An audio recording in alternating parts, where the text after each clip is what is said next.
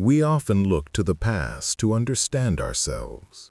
Tonight, we turn our attention to the year 1872 and the solemn story of Jim Fisk. It's a case that reminds us that behind historical records are real people whose lives were irrevocably changed by the events that transpired. This is their story as best as it can be told. On the afternoon of January 6, 1872, inside the opulent Grand Central Hotel in New York City, the financier Jim Fisk was ascending the grand main staircase. Before he could reach the second floor, a man appeared at the top of the landing, drew a pistol, and fired 2 shots. Fisk, one of the most famous and infamous men of the Gilded Age, collapsed. The shooting was not a simple act of violence, but the explosive finale to a scandalous public drama of love, greed, and betrayal that had captivated the nation. James Fisk Jr., known to the public as Jubilee Jim, was a titan of his era. He had risen from a humble Vermont peddler to become one of Wall Street's most audacious and corrupt speculators. Alongside his shrewd and reclusive partner, Jay Gould, Fisk controlled the powerful Erie Railroad. The pair were quintessential robber barons, notorious for their ruthless tactics, most famously their attempt to corner the nation's gold market in 1869, an act which caused the Black Friday financial panic. But unlike his peers, Fisk cultivated a flamboyant public persona. He was a colonel in the state militia, owned his own opera house, and lived a life of extravagant excess that made him a constant subject of fascination and condemnation. At the center of Jim Fisk's lavish social world was a beautiful young actress named Josie Mansfield. She was his celebrated mistress, a woman upon whom he lavished a fortune, setting her up in a luxurious mansion and providing for her every desire. Their affair was an open secret, a symbol of Fisk's flagrant disregard for convention. Into this world stepped Edward Styles Stokes, a handsome and ambitious young businessman from a well-regarded family. Fisk, taking a liking to the young man, brought him into his circle and some of his business ventures. It was a decision he would come to regret, as Stokes soon became not only his business associate, but also his romantic rival. The lavish world Jim Fisk had built for Josie Mansfield was not enough to secure her loyalty. She soon grew tired of the older, portly financier and began a passionate affair with the younger, more refined Edward Stokes. When Fisk discovered the betrayal, his pride was deeply wounded. The affair marked the beginning of a bitter and intensely personal feud between the two men.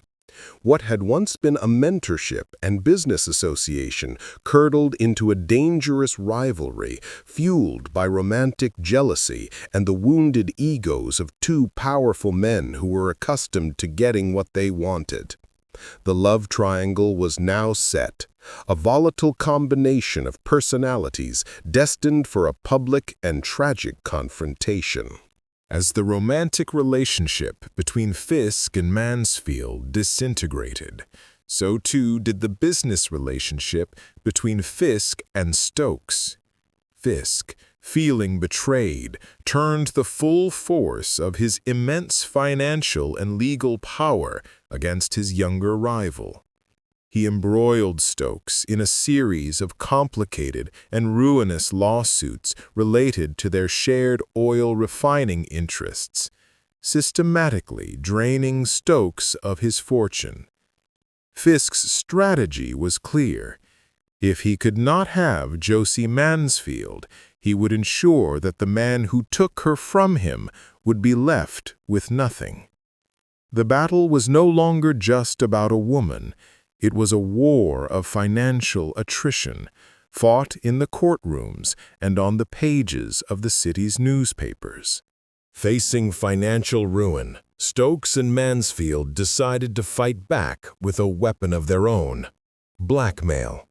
They were in possession of a series of intimate letters Fisk had written to Mansfield during their affair. They claimed these letters contained not only personal embarrassments, but also damaging information about Fisk's corrupt business dealings with Jay Gould and the infamous Tammany Hall political machine. They threatened to publish the letters unless Fisk paid them a substantial sum. Fisk, however, was not a man who bowed to threats. Instead of paying, he went on the offensive, having both Mansfield and Stokes arrested and charged with blackmail and extortion, turning their private feud into a public criminal spectacle. The day of January 6, 1872, was the culmination of this bitter war. Stokes, now facing both financial ruin and a criminal trial, was at his breaking point. That morning, a warrant had been issued for Jim Fisk's arrest on a libel charge connected to the case. For Stokes, it was the final humiliation. Desperate and enraged, he went searching for Fisk, intending to confront him. He tracked his rival to the Grand Central Hotel, a place Fisk often frequented. Learning that Fisk was inside, Stokes waited. As Fisk began to climb the hotel's south staircase, Stokes intercepted him at the top of the landing. Without a word, he fired 2 shots, and the infamous Prince of Erie fell. Jim Fisk was carried into a hotel room where doctors rushed to his side. He was conscious, and in the presence of his friends and business partners, gave a clear deathbed statement identifying Edward Stokes as the man who shot him. He lingered through the night as news of the assassination attempt spread like wildfire through the city. The next morning, on January 7th, Jim Fisk died from his wounds. His death was a monumental public event.